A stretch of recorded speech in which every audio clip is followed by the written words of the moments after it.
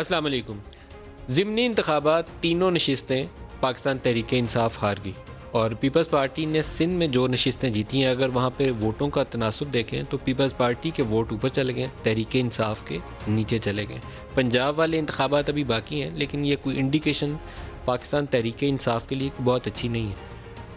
हार जाते, लेकिन मार्जिन जो विनर और लूज़र का है वो अगर सामने रखें तो वो लगता ये है कि स्वीप कर गए हैं पाकिस्तान पीपल्स पार्टी वाले। PS88 मलीर 2018 में पीपल्स पार्टी की थे 22,561 वोट और 2021 गुज़श्ता रोज़ जो इंतखाब हुआ उसमें है 24,261 वोट। इसके मुकाबले में पाकिस्तान तहरीक इंसाफ के थे 16,386 वोट 2018 में, जो अब सिर्फ रह गए 4,870, 1/4। तो poor show. PS43 Sanghar peoples party गुज़श्ता इंतखाबात 44,737, 44,737, अब हैं 48,697। इसके मुकाबले में पाकिस्तान तहरीक इंसाफ और GDA दोनों का इकट्ठा वोट गुज़श्ता इंतखाबात में था 28,488 और अब है 7,173। यहाँ पे भी 1/4 रह गया वोट। तो मेरे ख्याल में प्राइम मिनिस्टर को अपनी टीम को बुलवा के कुछ सवाल जवाब करना चाहिए कि क्या हुआ, या उस परफॉर्मेंस को रिव्यू करना चाहिए जिसकी वजह से लोग इनसे दूर हो गए। पंजाब के अगर नतायज ऐसे आए तो ये शायद इनके लिए एक और लम्हा फ़िक्रिया होगा। सेनेट इंतखाबात उस हवाले से भी बड़ी एक इंटरेस्टिंग पिक्चर हमारे सामने आ रही है। प्राइम मिनिस्टर की बड़ी वोकल पोजीशन है और सुप्रीम कोर्ट की तरफ भी अभी आते हैं, क्योंकि वहाँ पे भी आज जो ऑब्जर्वेशन हैं बजाते ख़ुद बहुत से हमारे जो लीगल माइंड्स हैं उनके लिए नए सवालात को जन्म देंगी। लेकिन इस वक्त पोजीशन ये है कि बाप पार्टी ने अब्दुल कादिर साहब को भी सपोर्ट करने का टिकट देने का किया है और ताज अफरीदी साहब को KP असम्बली से उन्होंने कहा कि हम आपको टिकट देंगे। 2 बंदे हैं उनके KP असम्बली में। अब तहरीक इंसाफ वालों ने बाप वालों से अंडरस्टैंडिंग कर लिया कि हम आपको 2 बंदे जो हैं इनको सपोर्ट करते हैं, आप इन रिटर्न हमें सपोर्ट करें। 2 बंदे हैं टोटल असम्बली के अंदर, 143 का शायद हाउस है, 100 से ज़्यादा नशिस्तें जो है सिर्फ पाकिस्तान तहरीक इंसाफ के पास हैं। इसके बावजूद कि अपने नाराज़ अरकान आतिफ खान और बाकियों को दोबारा बुला के मिल लिया, गले शले लगा लिया, लेकिन इसके बावजूद उन 2 वोटों की खातिर ये सौदा करना पड़ रहा है कि यहाँ हम ताज अफरीदी को सपोर्ट कर देंगे, आप हमें बाकी उम्मीदवारों को सपोर्ट कर दें। वहाँ पर अब्दुल कादिर साहब की पोजीशन तगड़ी हो जाएगी, डिस्पाइट द फैक्ट कि पाकिस्तान तहरीक इंसाफ पीछे हट गई है। लेकिन स्ट्रॉन्ग प्रोबेबिलिटी यही है कि ताज अफरीदी 2 बंदों के ऊपर नशिस्त जीत जाएंगे और उधर से बाप पार्टी की सपोर्ट के साथ बलूचिस्तान असम्बली से अब्दुल कादिर जीत के आ जाएंगे। तो ट्रांसपेरेंसी कहाँ गई? अटर्नी जनरल ने आज सुप्रीम कोर्ट के अंदर कहा है कि इस्लामाबाद में बैठ के सौदे हो रहे हैं, पैसा कहाँ चाहिए, दुबई चाहिए, किसी और मुल्क में चाहिए, उसका भी तरीकाकार मौजूद है। तो वो कौन सी दुनिया की ऐसी ताकत है जो इसको ट्रांसपेरेंसी को इंश्योर करेगी? और ट्रांसपेरेंसी का मतलब यकीनन ये नहीं है कि पार्टी लाइन को 100% फॉलो करना है। ये तरीकाकार आइन में मुरवजा तरीकाकार नहीं है, क्योंकि इस मामले के अंदर आपको आज़ादी दी गई है कि हर रुकन को आज़ादी है कि अपने जहन के मुताबिक अपने ज़मीर की आवाज़ के ऊपर, जनरल ज़मीर की आवाज़ के ऊपर नहीं, अपने ज़मीर की आवाज़ के ऊपर फैसला करेगा कि वोट किसको डालना है। वहाँ पार्टी लाइन को फॉलो करना अभी तक पाबंदी के तौर पर सामने नहीं है, आइन में भी नहीं है, कानून में भी नहीं है। लेकिन आज सुप्रीम कोर्ट के अंदर जो ऑब्जर्वेशन सामने आई वो बड़ी इंटरेस्टिंग ऑब्जर्वेशन है। सुप्रीम कोर्ट की ऑब्जर्वेशन है कि जिस पार्टी की जितनी सीटें हैं उसी के तनासब से उसको सीटें मिलनी चाहिए। अब यह तरीकाकार तो नहीं है कि अगर एक पार्टी, अगर लेट से पाकिस्तान तहरीक इंसाफ 180 सीटों के साथ है तो इसको 180 सीटों के ऊपर ही एक बंदा मिल रहा है। ये अभी तक मुरवजा तरीकाकार नहीं है। ये आपकी कॉन्स्टिट्यूशनल अमेंडमेंट के ऊपर है, लीडर ऑफ द हाउस के इंतखाब के ऊपर है और फाइनेंस बिल के ऊपर है। 3 इशूज़ के ऊपर पार्टी लाइन को फॉलो करना पाबंदी है। बाकी इशूज़ के ऊपर आप अपने ज़मीर की आवाज़ के ऊपर देते हैं। ज़मीर को बेच आए तो ये उसकी मर्ज़ी है, लेकिन यहाँ पर तरीकाकार यही है। अब इसके ऊपर इलेक्शन कमीशन ऑफ पाकिस्तान ने भी ये पोजीशन ली है कि ये बैलेट जो है, जिसको ओपन बैलेट कहा जा रहा है, ओपन बैलेट के लिए कॉन्स्टिट्यूशनल अमेंडमेंट दरकार है, लेकिन एग्जिस्टिंग सिस्टम के तहत आइडेंटिफाइबल बैलेट उसे नहीं बनाया जा सकता। करप्ट प्रैक्टिस को रोकना उसकी जिम्मेदारी है, लेकिन उस बैलेट को सीक्रेट रखना, ये आइन कहता है कि सीक्रेट रहेगा, उसको आइडेंटिफाइबल बनाना ये इलेक्शन कमीशन के बस की बाहर की बात है। लेकिन आज कोर्ट की ऑब्जर्वेशन इसके ऊपर आई हैं। हम अपने जो शुरका हैं उनसे पूछेंगे कि क्या इसके ऊपर कोई गुंजाइश बनती है। जो मेहमान शख्सियात हैं हमारे साथ स्टूडियोज़ में, मुस्तफ़ा नवाज़ खोखर साहब हैं पाकिस्तान पीपल्स पार्टी से, आपको खुशामदीद कहता हूँ, और फ़ारूक हबीब साहब हैं पाकिस्तान तहरीक इंसाफ से, आपको भी खुशामदीद कहता हूँ। मुस्तफ़ा साहब, इसी सेनेट के इंतखाब से अगर शुरू कर लें, सुप्रीम कोर्ट की ऑब्जर्वेशन आपने देखी होंगी, अटर्नी जनरल और इलेक्शन कमीशन ने जो पोजीशन ली वो भी आपने देखी, लेकिन जस्टिस जाजुल हसन ने तो बाकायदा बड़ा स्ट्रॉन्ग वर्डिड है कि जिसकी जितनी नशिस्तें हैं उसी के तनासब से उसकी आगे सेनेट में नशिस्तें आनी चाहिए। ये कोई नई चीज़ बनेगी यहाँ से अगर कोर्ट ने इसके ऊपर कोई बाकायदा ओपिनियन दे दी तो? इस पे ज़ाहिरी बात है कि अगर कोर्ट का ओपिनियन आता है और जो आज लाइन ऑफ क्वेश्चनिंग थी फाजिल जज साहब की, और अगर ये एक इंडिकेशन इसको लिया जाए कि वो उनके जहन में क्या चल रहा है और क्या मुतवक्किल डायरेक्शन ली जा सकती है, तो फिर उसकी एक इम्प्लिकेशंस तो होंगी। लेकिन कई दफ़ा ऐसा भी होता है कि जज साहिबान मुख्तलिफ ज़ावियों से सवालात ज़रूर करते हैं ताकि उनके जहन के अंदर जो कन्फ्यूजन है, या वो किसी अगर लीगल नुक्ते पे पहुंचना चाह रहे हैं तो उसके एक हिस्सा होता है, उसको बहुत ज़्यादा भी इतनी अहमियत नहीं देनी चाहिए कि उससे हम अखज़ कर लें कि शायद ऐसा ही हो। हमने बहुत दफ़ा देखा है। ये सर एडवाइजरी जी, जुरिस्डिक्शन है, नहीं है? एडवाइजरी तो जुरिस्डिक्शन है वैसे एडवाइजरी भी। जुरिस्डिक्शन में फाइनल ऑर्डर तो नहीं आना, जी लेकिन जस्टिस इजाजुल हसन साहब तो ये कह रहे हैं कि जिसकी जितनी सीटें बनती हैं उतनी ही मिलनी चाहिए। जी, वो तो प्राइमरीली मलिक साहब, सुप्रीम कोर्ट ने जिस चीज़ के ऊपर एडवाइस देनी है वो ये है कि आया senate elections under the constitution है या अंडर द लॉ है। अगर अंडर द कॉन्स्टिट्यूशन है, आर्टिकल 2 to 6 अप्लाई करता है, तो फिर कॉन्स्टिट्यूशनल अमेंडमेंट चाहिए होगी। अगर अंडर द लॉ है तो फिर इलेक्शन एक्ट 2017 अप्लाई करेगा, और उस ज़मन में हुकूमत ऑलरेडी एक ऑर्डिनेंस लेके आ चुकी है। तो ये एक एडवाइस है जो सबसे इम्पॉर्टेंट होगी कि इसमें सुप्रीम कोर्ट क्या कहती है। बाहर तो एडवाइस फिर भी एडवाइस है, उसकी बाइंडिंग नेचर तो नहीं होती, लेकिन हुकूमत का जो बयानिया है उसको फिर एक स्ट्रेंथ मिलेगी अगर सुप्रीम कोर्ट कहती है कि अंडर द एक्ट है। लेकिन कतई नज़र इन तमाम चीज़ों के मलिक साहब, जो आपने अपने इंट्रो में ज़िमनी इलेक्शंस के हवाले से गुफ्तगू की।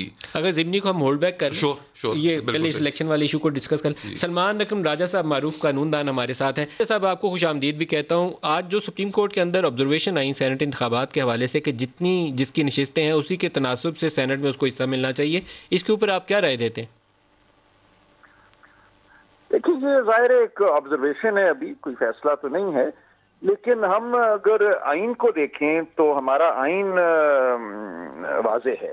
देखिए, दुनिया में दो तरह के प्रोपोर्शनल रिप्रेजेंटेशन के निज़ाम हैं। एक जिसको लिस्ट प्रोपोर्शनल रिप्रेजेंटेशन कहते हैं, यानी कि आपने अपनी नशस्तों के एतबार से, यहाँ उसका अगर हम इतलाक करें तो यूं होगा कि सूबाई असेंबली में जिस पार्टी की जितनी नशस्तें हैं उसके हिसाब से आपने सेनेट में अपने नाम दे दिए। आपने कहा जी 50% मेरी नशस्तें हैं पंजाब सूबाई असेंबली में, लिहाजा पंजाब से मेरे 10 सेनेटर मुंतखब होना चाहिए, और आपने वो नाम दे दिए और वो नाम जो थे मुंतखब करार पाए। एक तो ये तरीका है, यहाँ इलेक्शन की कोई जरूरत ही नहीं। फिर अगर आपने हू बहू उसी तनासुब से सेनेट में भी ये तो सर फिर वो रिजर्व सीटों वाला हो गया ना, आपकी प्रोपोर्शनल मिल जाएंगी आपको, तो ये तो रिजर्व सीटों वाला तरीका हो गया। अब जी, अब जाहिर है कि आइन तो हमारा ये नहीं कहता। जो आइन में चीज मुतसव्वर की गई है वो एक इलेक्शन है जो कि सिंगल ट्रांसफरेबल वोट से होना है। हमारा जो निज़ाम है उसमें तरजीहात का एक निज़ाम मौजूद है, पहली तरजीह, दूसरी तरजीह। हर तरजीह के वोट के साथ कुछ नंबर मुंसलिक हैं, एक उसका वजन है, एक फार्मूला है जिसके नतीजे में एक मिकदार का। लेकिन राजा साहब, इस वोट को क्या आइडेंटिफाइबल कि उस वोट की शनाख्त हो सके, क्या उसको काबिल शनाख्त बनाया जा सकता है? इलेक्शन कमीशन ये काम कर सकता है? देखिए, अभी तक तो जो ताबीर लफ्ज खुफिया की गई है, न सिर्फ पाकिस्तान में बाकी दुनिया में भी, सीक्रेट बैलेट की, उसमें तो यही है कि बैलेट पेपर से ये नहीं पता चलना चाहिए कि वोट डालने वाला कौन है। काउंटर फॉइल और वोटर लिस्ट का तो ताल्लुक हो सकता है कि आपने दोनों पे अंगूठे लगवा लिए ताकि ये पता चले कि बैलेट पेपर उसी शख्स को दिया गया है जिसको दिया जाना चाहिए था।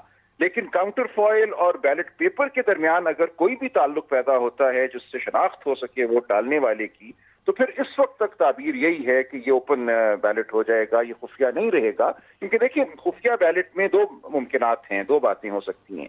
एक ये कि एक शख्स अपने ज़मीर के मुताबिक वोट डाले और जो पार्टी का कैंडिडेट है उसको कम तरजीह पे वोट दे या उसको वोट ना दे क्योंकि उसका ये ख्याल है कि ये शख्स मौजू नहीं है, और उसकी इजाजत बज़ाहिर आइन उसको देता है। और दूसरा इम्कान ये है कि करप्शन हो, पैसे लेके वो वोट ना दे। अब दोनों इम्कानात मौजूद हैं। जब आप इन दोनों इम्कानात को खत्म करते हैं तो आप सिर्फ पैसे वाली बात को खत्म नहीं करते, आप ज़मीर के मुताबिक वोट देने वाली बात को भी खत्म करते हैं।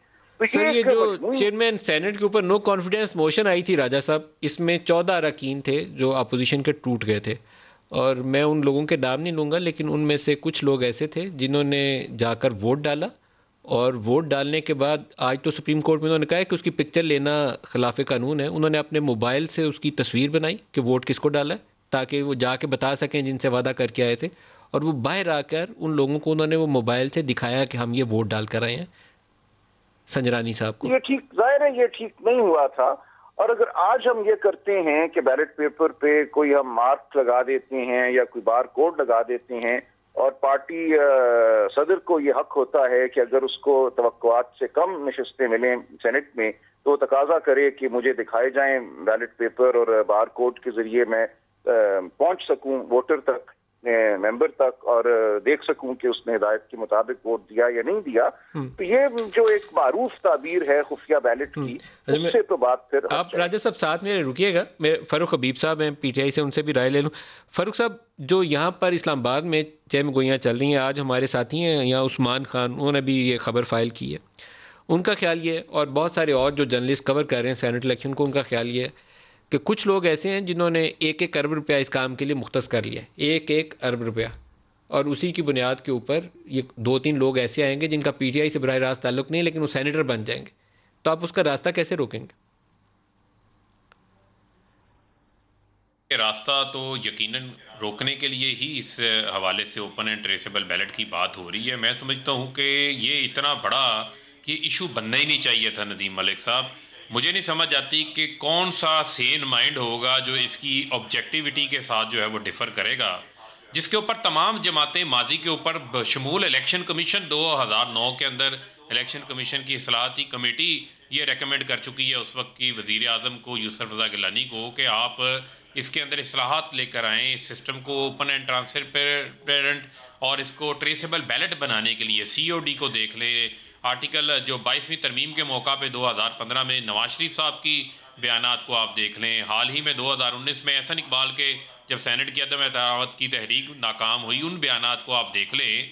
तो आज जो उसकी मुखालफत कर रहे हैं वो आज किस निज़ाम को लाना चाहते हैं, वो इतने खौफजदा क्यों हो गए इस एक सिस्टम के ज़रिए जो ट्रांसपेरेंसी की राह हमवार करेगा, जो इस मुल्क के अंदर ख़रीदो फरोख्त का निज़ाम चल रहा है, जो ज़मीरों की सौदागरी होती है, जो छांगा मांगा की मंडियां लगती हैं, जो करप्ट प्रैक्टिसेस को रोकने के हवाले से यही आइन, पाकिस्तान का आइन का आर्टिकल 218(3) इलेक्शन कमीशन को कहता है कि उन्होंने इकदामात लेने हैं कि ये इलेक्शंस जो हैं वो फेयरली हो, ट्रांसपेरेंटली हो। क्या पीटीआई इस वक्त दबाव में है कि इसके बावजूद कि खैबर पख्तूनख्वा असम्बली के अंदर आपकी जमात को वाज़ेह अक्सरियत है, क्या इसके बावजूद आपके ऊपर ये दबाव है कि वहाँ से कोई 1 या 2 नशिस्तें सेनेट की आपके हाथ से छिन जाए? क्या ये दबाव मौजूद है कि यहाँ से यूसुफ रज़ा गिलानी जीत जाएं और हफीज शेख इलेक्शन हार जाए? क्या आपके ऊपर ये दबाव है इस वक्त? मलिक साहब, ये बहुत पैटी चीज़ें हैं। जिस ऑब्जेक्टिविटी की बात हो रही है वो बहुत पैटी चीज़ें हैं, जिन चीज़ों के ऊपर हम फंस जाते हैं जाके कि 1 सीट कम आ जाएगी, 2 सीटें कम आ जाएगी या 2 ज़्यादा आ जाएंगी। आज बात तो ये होनी चाहिए जो जिसका मैंडेट है उसके मैंडेट का जो है वो एहतराम होना चाहिए। और दूसरी बात यह कि दुनिया का कौन सा कानून, कौन सी मोरालिटी आपको इजाज़त देती है कि आप गड्डियाँ रख लें नोटों की, अरबों रुपए की, और आप उससे ख़रीदो फरोख्त करें। उसकी कीमत कल को आवाम को अदा करनी पड़ती है, करप्शन की शक्ल में, मनी लॉन्ड्रिंग की शक्ल में, हुंडी की शक्ल में। ये तो एक बड़ी पैटी डिबेट है कि किसकी सीट कम हो गई, किसकी ज़्यादा हो गई। मसला तो ट्रांसपेरेंसी का है, मसला है इलेक्शन को साफ शफाफ बनाने का। मसला ये है कि कितनी बुरी बात है कि आपके अवामी नुमाइंदे चंद पीटीआई की खातिर बिक जाते हैं। ये अखलाकियात है, खाता है तो लगाता है कि अखलाकियात है। ये जो हमारे उस्मान खान ने जो रिपोर्ट फाइल की है वो कहती है कि सेनेट इलेक्शन के लिए खैबर पख्तूनख्वा में तहरीक इंसाफ और बाप पार्टी के दरमियान मामला तय पा गए। तहरीक इंसाफ का सेनेट इलेक्शन में बलूचिस्तान अवामी पार्टी की हिमायत का फैसला, पीटीआई और बाप के कायदीन के दरमियान मुलाकात में इतफाक। तो उनके 2 अरकान, आपके पास वाज़ेह अक्सरियत है, आप उनके कैंडिडेट को सपोर्ट करने जा रहे हैं, इसकी वजह मैं जान सकता हूँ? देखें, बात यह है कि हमने अपने कैंडिडेट्स भी नॉमिनेट कर दिए हैं, हमने अपनी टिकट्स भी अनाउंस कर दी हैं, और जो हमारा मैंडेट है, जो आपका पर्टिकुलर सवाल है उसका पर्टिकुलर मैं जवाब देने लगा हूँ आपको, उसके मुताबिक इंशाल्लाह जो है वो हमें सीट्स मिलेंगी। हमने वहाँ पर आपके ही शो में मैंने देखा कि आपने फलकनाज चतराली को बुलाया, बड़ा अच्छा किया आपने। चतराल से एक पसमानदा इलाका से खातून पहली जो है वो सेनेट की इंशाल्लाह रुकन बनेगी। ताज अफरीदी और अब्दुल कादिर आपके वोटों से जीत के आ गए, तो फिर क्या जवाब देंगे आप? देखें मैं आपको ये कह रहा हूँ कि वहाँ पर हमारे 20 साल पुराने कारकुन ज़हूर आगा जो हैं वो कैंडिडेट हैं। फिर मैं आपको वही बात पे लेकर जाऊँगा, फिर आप मेरे से जवाब न लें, आप कहें कि यार एक कोशिश हो रही थी सिस्टम को ठीक करने की जिसके ऊपर तमाम जमातें बात करती थी, लेकिन उनको करप्ट निज़ाम सूट करता है। आज जो इसकी मुखालफत कर रहा है वो उस करप्ट सिस्टम का हामी है, वो सियासत में पैसा चलाने का हामी है। जो इसकी हमायत करेगा वो ट्रांसपेरेंसी की बात करेगा। पीटीएम की तहरीक क्या है, मैं तो हैरान हूं। मुस्तफा साहब से इसका जवाब ले लेते हैं। मुस्तफा साहब, गुज़िश्ता इंतखाबात में केपी असम्बली में इनके 20 बंदे टूट गए थे, आपकी पीपल्स पार्टी के 7 वोट, आपके 2 बंदे वहां से मुंतखब हो गए, 17 और 17 वोट लेकर आ गए। अभी यही दबाव मरकज में नजर आता है कि यूसुफ रजा गिलानी लगता है, बज़ाहिर ये लगता है कि ज़्यादा भारी हैं as compared to Hafeez Sheikh. क्या करेंगे? आपके बंदे तादाद में कम है लेकिन आपका बंदा मुंतखब हो जाएगा। देखिए, यही सूरत हाल रही जब पिछले सेनेट के इलेक्शन थे और चौधरी सरवर साहब जो गवर्नर पंजाब हैं, सेनेटर जब बने, पीटीआई के वोट कम थे, लेकिन उन कम वोटों के बावजूद चौधरी सरवर साहब इलेक्शन जीत गए। तो यही फार्मूला जो इस वक्त जो हमारे दोस्त हैं फ़ारूक साहब जो अप्लाई कर रहे हैं अपोजिशन की जमातों पर, अपने ऊपर भी ज़रा अप्लाई करके देख लें। लेकिन इनकी बात को मैं मुकम्मल तौर पर इसलिए रद्द नहीं करता कि चार्टर ऑफ डेमोक्रेसी में अल्टीमेटली हमने बैठकर ये एक चीज़ लिखी तो थी और ये वहाँ पर आज भी मौजूद है, ट्रांसपेरेंसी इलेक्शंस में होनी चाहिए। इनकी बात अमल क्यों नहीं कर रहे? इनकी बात में इनकी बात में दलील है, लेकिन अब यही दलील उस वक्त बिल्कुल ख़त्म हो जाती है जब हम इनसे दोबारा पूछें और कहें कि साहब फ़ारूक भाई, चेयरमैन सेनेट का इलेक्शन हुआ था, उनके खिलाफ तहरीक अदम एतमाद पेश की थी, जब हुकूमत को सूट करता था तो 14 अफराद बीच में से गायब हो गए। हमारी अपनी गलती है, हम तस्लीम करते हैं कि हमारे लोग बीच में से गायब हुए, लेकिन कोई तो था जिसने उनके ऊपर प्रेशर डाला, उनको ब्लैकमेल किया, उनसे उनके वोट लिए। तो उस मामले में फिर बिल्कुल खामोशी इख्तियार कर ली जाती है। और फिर अभी जो मौजूदा इलेक्शंस हैं, इन इलेक्शंस में आपकी ठीक है इंटेंशंस, आप ज़रूर कहते हैं कि आप ट्रांसपेरेंट बनाना चाहते हैं और आपकी इस इंटेंशंस को हम बहुत डाउट नहीं करते, लेकिन साथ ही साथ हमें यह भी नज़र आता है कि आपके अंदर इस वक्त एक खौफ की एक कैफियत भी है कि आपको अंदाज़ा नहीं है कि आपके जो अपने मेंबरान हैं वो आपके तजवीज़ करदा कैंडिडेट्स को वोट देंगे या नहीं देंगे। और इस खौफ की बुनियाद पर आप पहले सुप्रीम कोर्ट जाते हैं, वहाँ पर रेफरेंस दायर करते हैं, उस रेफरेंस में आप सवाल करते हैं, सुप्रीम कोर्ट से एडवाइस मांगते हैं, उनकी एडवाइस आने से पहले आप कॉन्स्टिट्यूशनल अमेंडमेंट लेकर आते हैं। जब वो कॉन्स्टिट्यूशनल अमेंडमेंट नहीं पास होती तो आप उसके बाद एक ऑर्डिनेंस लेकर आते हैं।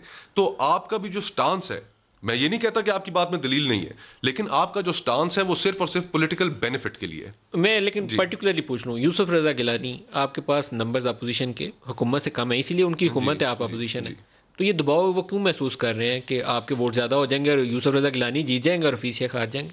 इसलिए कि जो मद्दे मुकाबिल उम्मीदवार हैं, हफीज़ शेख साहब मेरे लिए काबिल एहतराम है, लेकिन वो एक टेक्नोक्रेट हैं और उनकी एक्सेस MNA साहिबान की मैं नहीं समझता कि इस तरह है उनके साथ। जब वो हुकूमत में हमारे साथ वजीर थे, हमारी एक्सेस, मैं काबीना का हिस्सा था, लेकिन एक्सेस नहीं थी हफीज़ शेख साहब के पास, नंबर 1। नंबर 2, इस वक्त हमारे मुल्क में जो महंगाई का आलम है, जो बिजली महंगी हो रही है, जो गैस महंगी हो रही है, रोज़मर्रा अशिया महंगी हो रही हैं, तो जिम्मेदार तो उसके हफीज़ शेख साहब हैं और ये हुकूमत है। तो कौन से MNA जो उनको वोट देकर उसके बाद अपने हल्के में जस्टिफाई करेंगे और कहेंगे कि जी जिस शख्स ने आपके ऊपर महंगाई के पहाड़ तोड़े, हाँ हम उसको वोट देकर कामयाब करके आ रहे हैं? ऐसा नहीं होना, लोग रिएक्ट करेंगे। ये दबाव सिर्फ यहाँ हफीज़ शेख तक नहीं है, ये इसको थोड़ा सा फैलाना पड़ेगा। MQM के साथ भी आपकी सौदेबाजी हो सकती है, हलीफ जमातें, उनके साथ कुछ वोट हो सकता है, वो आपको सपोर्ट करें और कहीं और से आप और सिंध में हम उन्हें अकोमोडेट सिंध में आप अकोमोडेट बिल्कुल। और इसी तरह मुस्लिम लीग काफ, उनके साथ भी हम गुफ्तगू करेंगे, दीगर और पॉलिटिकल पार्टीज और यहाँ बाप पार्टी के 2 कैंडिडेट, एक बलूचिस्तान असम्बली और एक KP असम्बली, जहाँ PTI के वोट टूट सकते हैं। बिल्कुल। तो ये सारी चीजें जब आप इनको बुनियादी तौर पर, यहाँ ज़मीर की आवाज़ का दखल नहीं है। ये वो बातें हैं जो अटर्नी जनरल आज कोर्ट के अंदर कहीं कि पैसा इस्लामाबाद लेना है कि दुबई लेना, उसका भी रेट चल रहा है। और फिर पॉलिटिकल पार्टीज आपस में बार्गेन भी करती हैं कि जिस तरह अगर एक पार्टी, अगर हम प्रोपोर्शनल रिप्रेजेंटेशन की तरफ जो पहले हिस्से में गुफ्तगू हो रही थी, अगर हम चले जाते हैं तो एक इलाकाई जमात है जिसके पास अगर प्रोविंशियल असेंबली में सिर्फ 5 सीट्स हैं, लेकिन वो कौमी असेंबली में अगर इत्तेहादी है तो वो बार्गेन कर सकती है। अगर आप प्रोपोर्शनल रिप्रेजेंटेशन लेकर आएंगे तो आप छोटी इलाकाई जो जमातें हैं उनको आप महरूम कर देंगे कि वो किसी भी तरीके से सेनेट के फोरम का हिस्सा बने जहां पे अपने प्रोविंशियल राइट्स का तहफ़्फ़ुज़ कर सकें। तो ये इसके अंदर बहुत अभी तो खैर है नहीं है प्रोपोर्शन, वो तो उसके लिए तो आईनी तरमीम करनी पड़ेगी। सलमान अकरम राजा साहब, क्या बेस्ट वे क्या होना चाहिए, वे फॉरवर्ड क्या होना चाहिए कि जिससे ये पैसे वाला इस्तेमाल जो है कम से कम इसको डिस्करेज किया जा सके? देखिए जी, बतौर कानून के तालिब इल्म मेरा तो जो मसला है वो ये नहीं है कि ये निज़ाम हो या वो निज़ाम हो। निज़ाम यकीनन बतौर शहरी मैं समझता हूँ कि ट्रांसपेरेंट होना चाहिए, हमें हर वो अमल करना चाहिए जिससे करप्शन का सद्देबाब हो। और जाहिर है दोनों तरफ बहस की जा सकती है कि बैलेट खुफिया हो या ओपन हो, ये एक बड़ी बहस है। लेकिन मेरा इस वक्त इशू सिर्फ इतना है कि इसके लिए क्या आईनी तरमीम की ज़रूरत है या नहीं है। अगर तो आईनी तरमीम की ज़रूरत है तो फिर उस ज़रूरत को आप किसी और तरीके से नज़रअंदाज नहीं कर सकते। ये मैं समझता हूँ आइन के साथ वफादारी नहीं होगी। तो आपकी राय क्या है कि आईनी तरमीम दरकार है? बिल्कुल मेरी नज़र में दरकार है। और अगर ये मामला पार्लियामेंट में गया था और चार्टर ऑफ डेमोक्रेसी में भी ये बात है, तो फिर इसका जो हल है वो फ्लोर ऑफ द हाउस पे ही है। आईनी तरमीम के जरिए अगर बात हो जाए और तमाम जमातों का इस पे इत्तफाक हो या 2/3 का इस पे इत्तफाक हो, तो ये बहुत खुशाइन बात होगी। जमहूरी निज़ाम जो है उस तरह आगे बढ़ेगा जैसे कि आइन की मंशा है कि वो आगे बढ़े।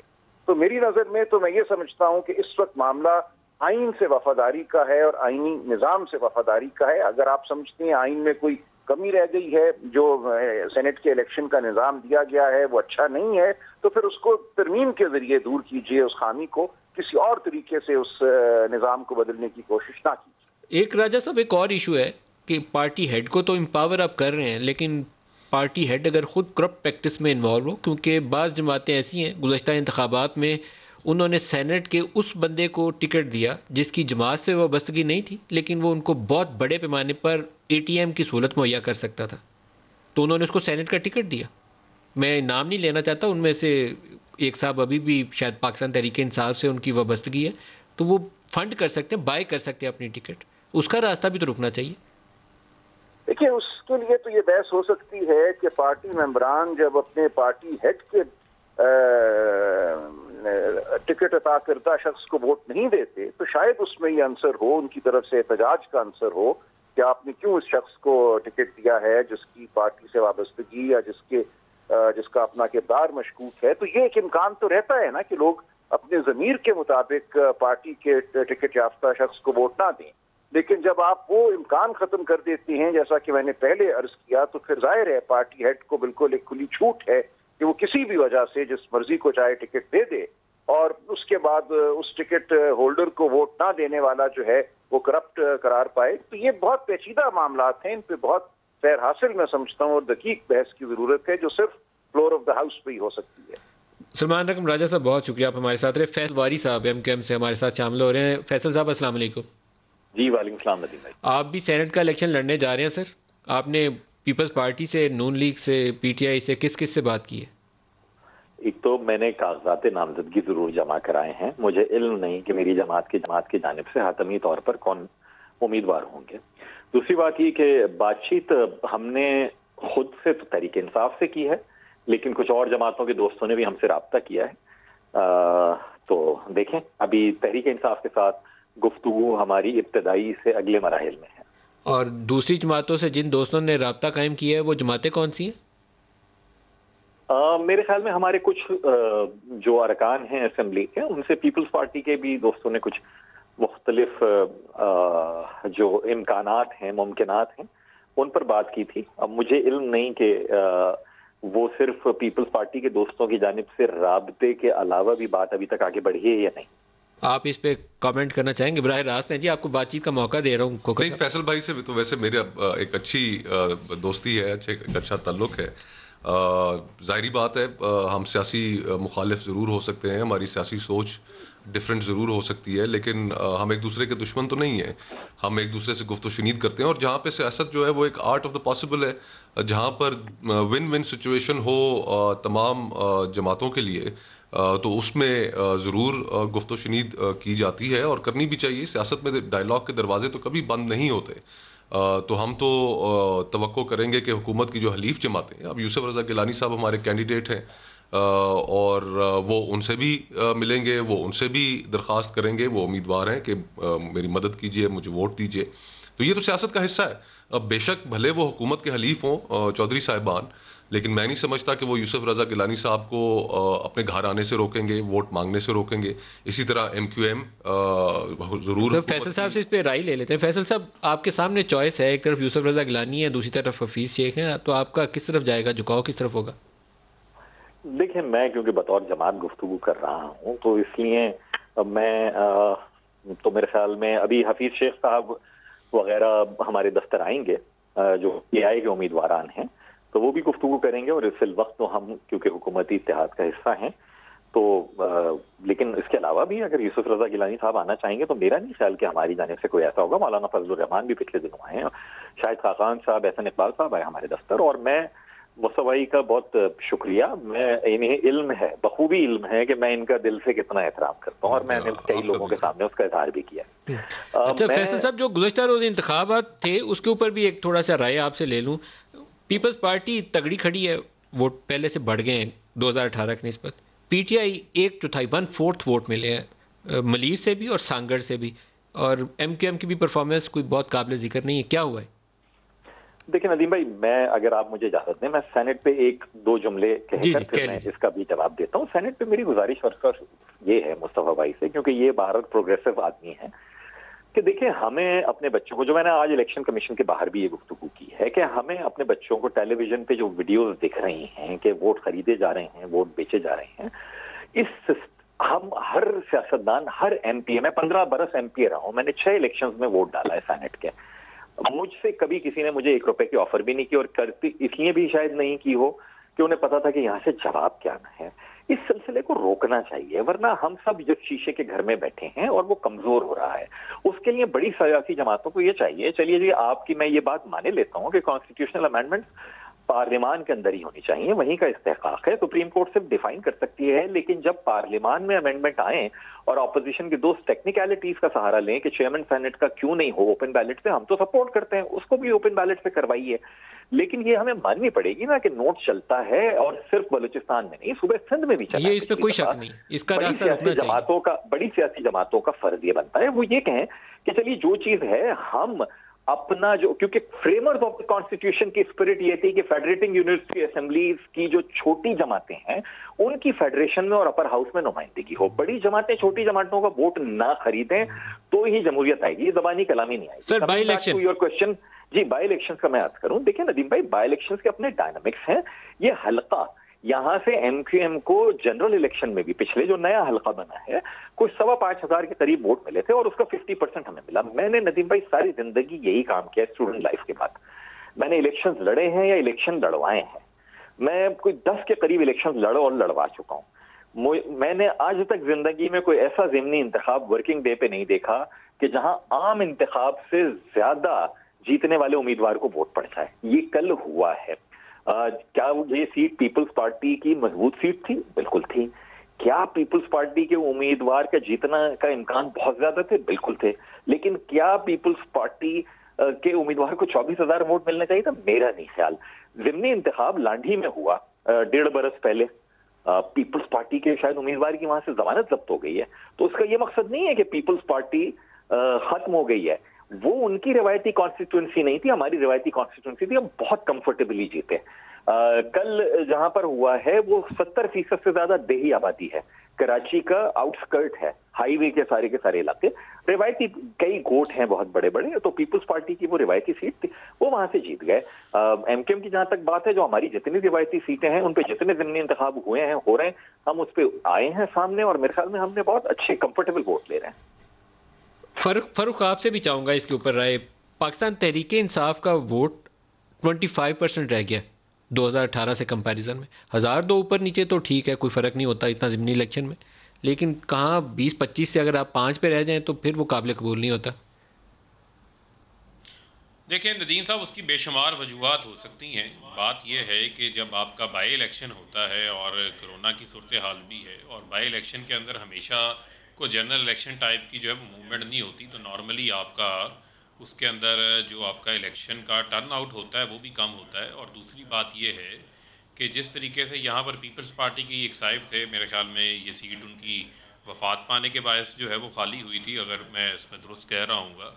और इसी तरीके से यहाँ दोनों पर कोविड की वजह से उनका इंतकाल हुआ था, उसके बाद बाई इलेक्शन हुए। जी, कोविड की वजह से, जी कोविड की वजह से। अल्लाह ताला उनकी आखिरत की मंजिलें आसान फरमाए, आमीन। देखें, बात ये है आमीन कि जो एक लेकिन पीटीआई का वोट सर 1/4 रह गया। पीपल्स पार्टी तो जीत जाती ठीक था, लेकिन आपको इतना नीचे आना ये काबिल कबूल नहीं है। सियासत में बड़ी मार पीटी है ना जी। देखें ये तो बात आपसे मैंने उसमें बात ये की कि टर्न आउट एक बड़ा है हमें, और पीपल्स पार्टी की इवन जहाँ से जो रुकने कौमी असम्बली भी जो मुंतखब होकर आए हुए हैं 2 साहिबान, वो यहीं से इसी मलीर के इलाके से, मलीर और मलीर कैंट का आई थिंक इलाका है, उन्हीं कंस्टिट्यूंसी से जीत के आए हैं। तो गालबन ये वहाँ पर पीपल्स पार्टी के जो एक स्ट्रॉन्ग होल्ड हैं, उनके वोटर्स हैं, वो एरिया है। और इसके साथ साथ हुकूमती फैक्टर भी शामिल होता है, जहाँ पर आप पूरी रियासती मशीनरी का बेदरेग इस्तेमाल करते हैं। और जिस तरीके से आपने कल भी देखा कि हलीम आदिल शेख के ऊपर जो है वो एक FIR नहीं, कई FIR काट कर कंटिन्यूसली उनको टारगेट कर कर जो है वो जेल में बंद किया गया। अपोजिशन लीडर हैं वो वहाँ पर जो सूबाई असम्बली के, लेकिन आप शायद वोट्स की तादाद के ऊपर गौर नहीं कर रहे। आपको जो संगठन में वोट था 18 में, वो आपका था 28,488, वो कम होकर रह गया 7,173। और जो मलीर वो आपका था 16,386, वो रह गया 4,870। ये इतना वाइड मार्जिन जो डिक्लाइनिंग ट्रेंड शो कर रहा है, ये पार्टी के लिए लम्हा फिक्र नहीं है। नदीम साहब, उसमें नदीम साहब यकीनन जो है बहुत सारी चीज़ें हैं जो हमारे देखने की भी हो सकती हैं। उसमें कैंडिडेट सिलेक्शन बड़ा एक अहम पॉइंट होता है। जब भी ये इंतखाबात होते हैं उनको भी हम देखेंगे, यकीनन इंटरनली हम इन तमाम चीज़ों को देखेंगे। लेकिन मैंने ज़िमनी इलेक्शंस के अंदर यूजुअली जो फैक्टर्स आपके इन्वॉल्व होते हैं, वो अपोजिशन के कैंडिडेट्स के पास ना डेवलपमेंट होती है, ना उसके पास रियासती मशीनरी होती है, ना उसका कोई थाने के ऊपर कोई असर होता है। तमाम तर चीज़ें जो हैं वो उसके मुखालिफ ही चल रही होती हैं। और वो भी वो कंस्टिट्यूंसी जिस कंस्टिट्यूंसी के अंदर पहले ही एक सिंपथी का वोट भी है कि वहाँ पर पीपल्स पार्टी के ही कैंडिडेट जो हैं वो वफात पा गए। तो गालिबन हो सकता है कि उन्हीं के अजीज़ो कारम में से ही जो साहब कल जीते हैं उनको टिकट मिला हो, तो वो एक सिंपथी का फैक्टर भी होता है तमाम चीज़ें। और जनरल इलेक्शन वाला वो माहौल, वो मोटिवेशन भी नहीं होती, क्योंकि हम खुद इंतखाबात लड़ते हैं। और मुस्तफा साहब भी इसके ऊपर पहले कुराई दे रहे थे, मैं दरमियान में आपकी बात रोकती थी। मुस्तफा साहब से भी इस पर पूछ लें फरूख, आप क्या समझते हैं क्या हुआ पीटीआई के साथ, क्या हुआ? देखिए, डाउनवर्ड ट्रेंड तो आप ठीक कह रहे हैं कि डाउनवर्ड ट्रेंड तो है, और बड़ा जाहिर बात है ये इसके ऊपर गौर करेंगे कि इतना सिग्निफिकेंट ड्रॉप इनकी वोटों में क्यों आया। मेरी नज़र में तो जो इनकी 2.5 साल कारकर्दगी है और जिस तरीके से उसमें एक आम आदमी की ज़िंदगी मुश्किल हुई है पिछले 2.5 सालों में, उसका एक बहुत बड़ा किरदार है, उसका असर है। जो एक आम आदमी इस वक्त, एक मुतवसत तबका, सफ़ेद पोश तबका जिन हालात से गुजर रहा है, उसके लिए बिजली महंगी, गैस महंगी, अशियाए खुर्दनोश महंगी, घर चलाना मुश्किल, घर का किचन चलाना मुश्किल, तो इनका इफ़ेक्ट तो आता है। और सिर्फ सिंध नहीं, बलूचिस्तान में भी एक इलेक्शन हुआ पशीन में, वहाँ पर जमीयत उलमा इस्लाम ने वो सीट जीती। और जो हुकूमती हलीफ जमात है बाप, उनके कैंडिडेट BAP, उनके जो कैंडिडेट थे वो वहाँ पर हार गए और जमीयत उलमा इस्लाम जीत गई। और इसी तरह अब गालिबन जुम्मे को इलेक्शन है, बाई इलेक्शंस हैं पंजाब में, डस्का में, तो उसमें भी बड़ी एक्टिविटी है। अब देखते हैं कि उन इलेक्शंस का रिजल्ट क्या आता है, वो इस ट्रेंड को रिफ्लेक्ट करता है या नहीं। लेकिन पीपल्स पार्टी के ऊपर भी कुछ क्वेश्चन मार्क थे, लाइक कराची में पानी आ गया तो पानी नहीं था निकल रहा, नाले साफ करने के लिए फॉल प्लाई, लाड़काना के अंदर वो जो इशू, एक बहुत बड़ा स्कैंडल आ गया था वो डॉक्टर की वजह से, तो वो एम्बैरसिंग सिचुएशन थी। मुझे लगता था कि आपके वोट कटेंगे, लेकिन यहाँ तो तहरीक इंसाफ बिल्कुल ही सिग्निफिकेंट ड्रॉप है, बहुत सिग्निफिकेंट ड्रॉप है जी। जहाँ तक हमारी, और मैं तो समझता हूँ कि अगर जहाँ कहीं कोताही हो तो सियासी जमातों को वो एक्सेप्ट करनी भी चाहिए, खुले दिल के साथ एक्सेप्ट करनी चाहिए, और अपने अपने अंदर झांकना चाहिए और चीज़ों को दुरुस्त करना चाहिए।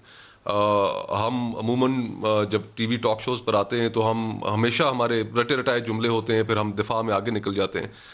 तो अपनी गलतियों को भी दुरुस्त करना चाहिए, उसी से बेहतरी पैदा होती है। और जो ये सिग्निफिकेंट ड्रॉप आया है, ये बड़ा अलार्मिंग है।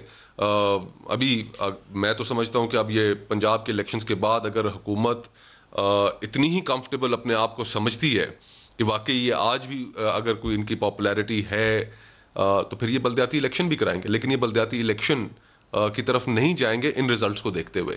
पंजाब के रिजल्ट्स बड़े मीनिंगफुल होंगे क्योंकि जो पावर सेंटर्स हैं नून के और पीटीआई के वो दोनों पंजाब में हैं जी। तो यहाँ पे अगर चैलेंज मिलता है पीटीआई को तो वो कहाँ स्टैंड करती है उसके बाद ये भी देखना पड़ेगा। फैसल साहब, सेनेट के इंतखाबात इस वक्त काफ़ी उसके ऊपर बहस मुबासा भी है, ट्रांसपेरेंसी के इशू और बंदा इधर से उधर ना हो जाए।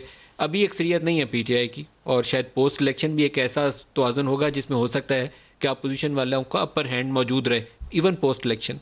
आप क्या देखते हैं कि पीटीआई यहाँ अच्छे से निकल जाएगी? आपकी इत्तेहादी जमात है या उसको चैलेंज है इस वक्त पीपल्स पार्टी और पीएमएल से? देखिए नदीम भाई, अगेन अगर तो जितनी हम तकारीर में आइन की, कानून की और जमहूरियत की पासदारी की बात करते हैं, अगर ऐसे ही सिलसिला चलता है तो मेरे ख्याल में एक बड़ी इवन किस्म की सेनेट जो है वजूद में आने जा रही है। और लेकिन अगर उसके बरखिलाफ जहां जहां जिसकी हुकूमत है वो पैसों से, आर्म ट्विस्टिंग से मुखालिफ जमातों के वोट खरीदता है या तोड़ता है तो यकीनन सूरत हाल जो है वो मुख्तलिफ होगी। मेरे ख्याल में बड़ा डिफाइनिंग है। मैं 2 दिन से जो सुप्रीम कोर्ट की ऑब्जर्वेशन भी देख रहा हूँ वो सियासत के तालिब इल्म की हैसियत से, जहाँ आइन के सवाल के ऊपर कोई बहुत हौसला अफजा नहीं है, वहीं सेनेट में पैसे के इस्तेमाल को रोकने के हवाले से बहुत हौसला अफजा है। और मैं समझता हूँ कि जिस तरह पिछले 2018 के इंतखाब में एक बहुत बड़े सेनेटर साहब हैं, वो जमहूरियत के बैस्शन ऑफ डेमोक्रेसी और सब कुछ, लेकिन वो भी मुंतखब हुए उसी जिसमें मुस्तफा भाई भी मुंतखब हुए थे। वहां पर हमारे कुछ पाकिस्तान पीपल्स पार्टी के दोस्तों ने मतलब बहुत आउट ऑफ द वे जाकर चीजें की जो कि जमहूरियत में बिल्कुल नहीं होनी चाहिए, जिस जमहूरियत का हम राग अलापते हैं। तो जहां तक ये है कि सियासी माहौल कैसा रहेगा, सियासी माहौल गर्म रहेगा। हुकूमत का चैलेंज सेनेट से कहीं ज्यादा बढ़कर जो है वो गवर्नेंस का होता है और वही रहेगा, क्योंकि सेनेट अपर हाउस इसलिए है कि जी लेजिस्लेशन की रेटिफिकेशन होती है, तौसीक होती है, सब कुछ कानून साजी बहुत अच्छी बात है, लेकिन जो इस वक्त कवानीन है उसमें ही रहते हुए आप कितना काम करते हैं और लोगों को एक तासुर, एक जो परसेप्शन बिल्डिंग है अपने लिए वो कितना बेहतर करते हैं। मेरे ख्याल में हुकूमत को इन महाजों के ऊपर बहुत मुश्किलात का सामना है। किसी की भी हुकूमत हो, बतौर पाकिस्तानी मेरी तो यही ख्वाहिश होगी कि भाई माश में लोगों को रिलीफ मिले, रोजगार में रिलीफ मिले, उनको जो वबा का सामना है सेहत के मामले में रिलीफ मिले। और इसमें हमारी सूबाई हुकूमतें भी मैं बराबर की कसूरवार समझता हूँ, हाँ वो पंजाब पीटीआई की हो या सिंध में पीपल्स पार्टी की हो। यानी गंदम बहरहाल एक सूबाई मसला है, शुगर का स्कैंडल यकीनन वफाकी हुकूमत का सरदर्द है, लेकिन सूबों में मार्केट कमेटियां, bureau of supply and prices, दूध से लेकर अंडे, हर चीज की कीमत वो सूबाई हुकूमतों का दर्द सर है और उसमें कुछ नहीं कर पा रही। मेरी सूबाई हुकूमत भी कुछ नहीं कर रही है। फैसल सब्जवारी साहब, आपका बहुत शुक्रिया, आप हमारे साथ रहे। अहमद बिलाल महबूब डेट के एग्जीक्यूटिव डायरेक्टर हमारे साथ शामिल हो रहे हैं। सर ये फरमाइएगा कि सेनेट इंतखाबात किस तरह की कंपोजिशन होगी 3 मार्च के बाद? कुछ पार्टी पोजीशन क्या बनती नजर आती है आपको? देखिए, ये अगर जिस तरह की पार्टी की इस वक्त स्ट्रेंथ है हर असेंबली में, उस हिसाब से लोग वोट देंगे तो हमारा एस्टिमेट ये है कि कोई लार्जेस्ट पॉलिटिकल पार्टी तो पीटीआई ही बनेगी और पीएमएल जो इस वक्त लार्जेस्ट पॉलिटिकल पार्टी है सेनेट पे, वो रिड्यूस हो जाएगी, वो इस पोजीशन से डिस्प्लेस हो जाएगी। पीटीआई और उसके एलाइज को अगर जमा कर लें तो कोई मकसदियत फिर भी हासिल नहीं होगी। तकरीबन 50 के करीब सीटें उन्हें हासिल होंगी उसमें तकरीबन, और इस वक्त जो कंपोजिशन है उसमें वो तकरीबन बैलेंस हो जाएगा काम। लेकिन लेजिस्लेशन में आसानी हो जाएगी क्योंकि उसके बाद मेजॉरिटी हासिल करना इतना मुश्किल नहीं होता और मेजॉरिटी उन लोगों की होती है जो प्रेजेंट एंड वोटिंग होते हैं। तो ये एक बुनियादी फर्क पैदा हो जाएगा। लेकिन अपसेट्स की बात अलग है, वो अपसेट्स जो है वो अब देखने वाली बात है। अब से लेके 3 मार्च के दरमियान क्या डेवलपमेंट पार्टियां, जो एक सीट मरकज़ वाली है जहां पर यूसुफ रजा गिलानी और हफीज़ शेख का मुकाबला है, उसके ऊपर भी काफ़ी इस वक्त तवज्जो है और वो वज़ीर ख़जाना अगर शिकस्त खा जाएं, अगर ऐसा हो गया, पता नहीं होगा कि नहीं, लेकिन अपोजिशन वाले तो ऐसे ही प्रोजेक्ट कर रहे हैं यूसुफ रजा गिलानी को कि बड़े तगड़े उम्मीदवार हैं। तो ये काफ़ी ज़्यादा एक चैलेंजिंग और डैमेजिंग हो जाएगा सियासी तौर पर हुक्मरान जमात के लिए। जी मैं इत्तफाक करता हूँ, बहुत बड़ा अपसेट होगा क्योंकि एक तो ये कि अपोजिशन के पास वो नंबर्स नहीं है, इसका मतलब है हुकूमत के जो एलाइज हैं या हुकूमत की पार्टी के जो लोग होंगे वो वोट दे रहे होंगे अपोजिशन के उम्मीदवार को। इसका मतलब ये है कि एक बड़ा सॉलिड केस बन जाएगा कि हुकूमत को एतमाद हासिल नहीं है मेजॉरिटी का, और फिर वो मुतालबा जोर पकड़ जाएगा कि या तो वजीर आजम एतमाद का वोट लें दोबारा, और या फिर उनके खिलाफ कोई अदम एतमाद का वोट हो। तो उससे सर ये बड़ा ट्रिकी है थोड़ा सा, आप इसको थोड़ा अगर एक्सप्लेन कर दें, क्योंकि हुकूमत जमात को भी 8 ही वोटों की बर्तरी हासिल है ना। तो अगर यूसुफ रजा गिलानी थोड़ा सा अपना वो सियासी महारत का मुजाहरा करते हुए कोई सिंध से फंक्शनल लीग के 2 बंदे तोड़ लें, काफ लीग के 2 तोड़ लें, या जनूबी पंजाब से 2 वोट ले आए, तो वो बैलेंस हो जाता है वहाँ पे आके। जी बिल्कुल, यानी ये कोई ये ऐसा नहीं है कि जो नामुमकिनात वैसे हो, ये मुमकिन है। और यूसुफ रजा गिलानी साहब की एक पर्सनल पॉपुलैरिटी है। वो जब वजीर आजम थे तो लोग उनसे बहुत खुश थे, जो अरकान असम्बली थे, जो सियासतदान थे, क्योंकि वो हर एक को किसी न किसी दर्जे में अकामोडेट करते थे, और उनका लोगों के साथ जो डीलिंग है वो भी बड़ा सॉफ्ट सा डीलिंग है। तो इसलिए मैं समझता हूँ कि उनकी कुछ खानदानी विरासत भी हैं, पुराने सियासी ताल्लुकात भी हैं, कुछ दूसरी पार्टियों के साथ भी रवाबित है।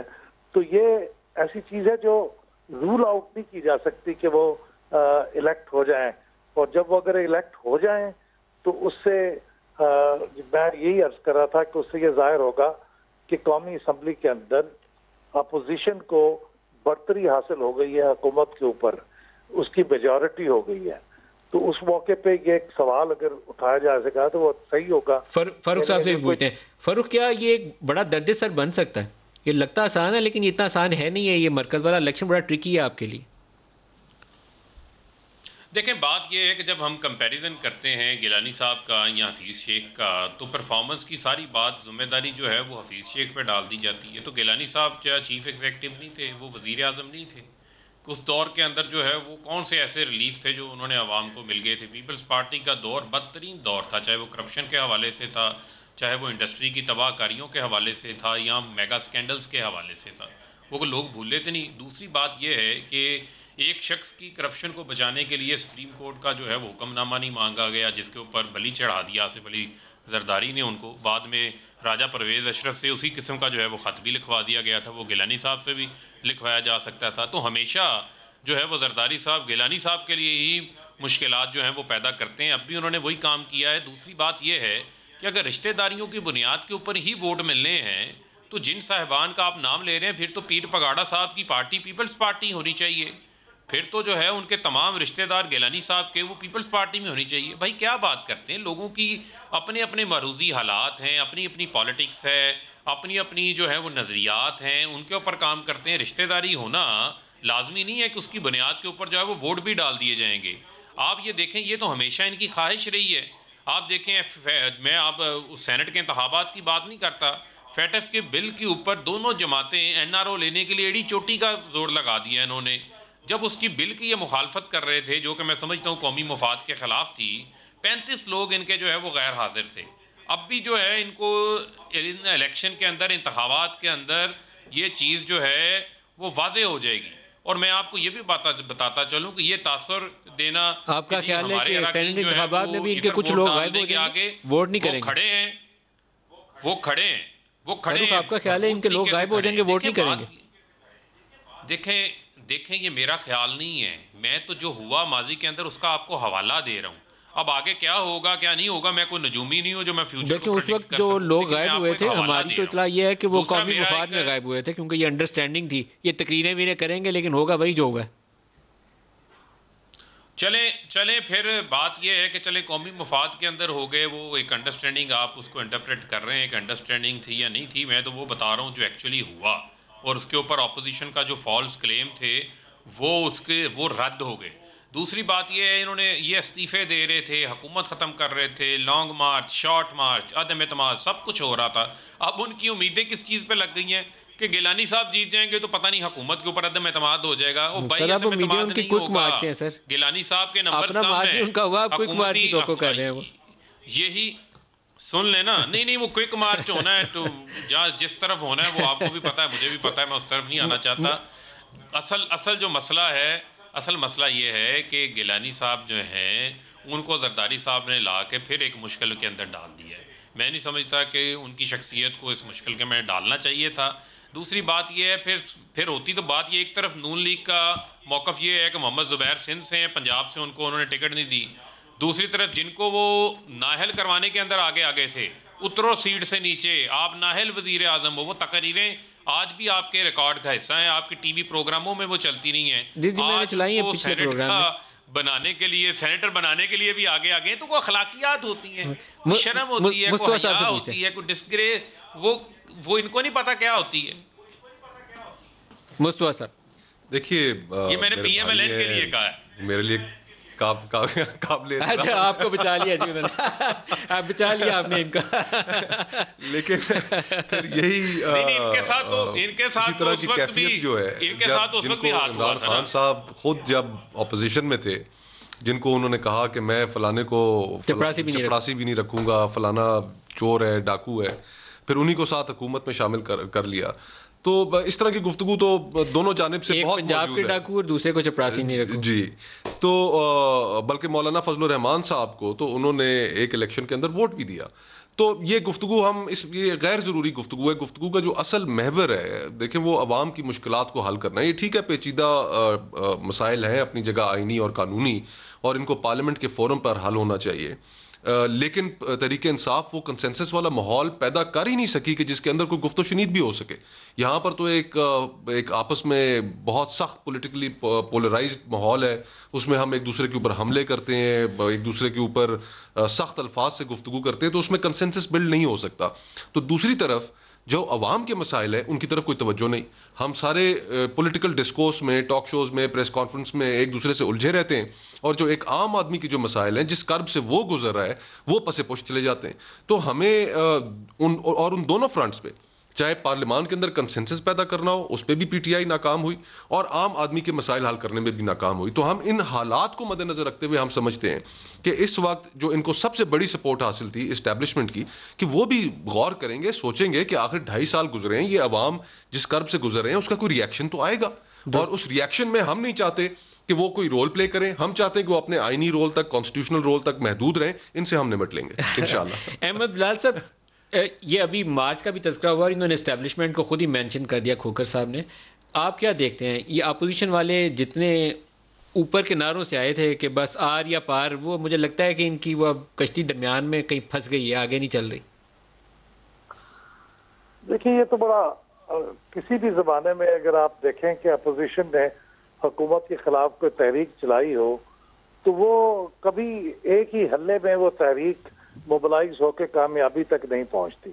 ये बार बार हमले करने पड़ते हैं, बार बार तहरीकों को चलाना पड़ता है, और हर तहरीक जो है, या हर कोशिश जो है, वो उसके ऊपर एक स्टेप इसको आगे ले जाती है। हुकूमत की अगर ये ना भी कामयाब हो तो हुकूमत के लिए मुश्किलात पैदा हो जाती हैं, हुकूमत अपना काम खुश उसलूबी से नहीं कर सकती और वो ज़िच हो जाती है। तो ये एक लंबे अरसे का गेम होता है, उसमें टाइम सर खत्म हो रहा है। अहमद बिलाल, महबूब साहब, फरूख हबीब साहब और नवाज खोखर साहब, आप सबका बहुत शुक्रिया। आज के लिए इतना ही, इजाज़त दीजिए। खुदा हाफिज़।